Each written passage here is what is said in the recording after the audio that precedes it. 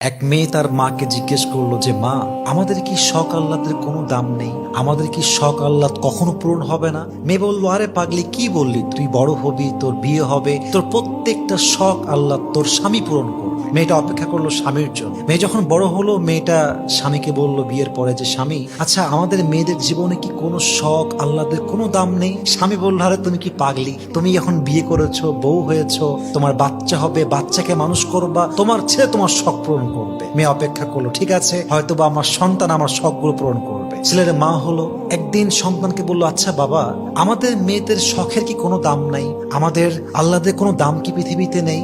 সন্তান বলছে, মা তোমার কি মাথা খারাপ? তোমার বয়স হয়ে গিয়েছে, তোমার এক পা কবরে ঢুকে গিয়েছে, তুমি এখন আল্লাহ বিল্লাহ করবা, কবরের ফিকির করবা। তখন মেয়েটা বুঝতে পারলো যে আসলে পৃথিবীতে নারীদের শখ বলতে কিছু নেই। পৃথিবীটা নারীদের আহ্লাদ পূরণের জায়গা নয়। নারীদের প্রথম এবং শেষ ঘর কবর ছাড়া আর কিছুই হতে পারে না। ঠিক কিনা বলেন?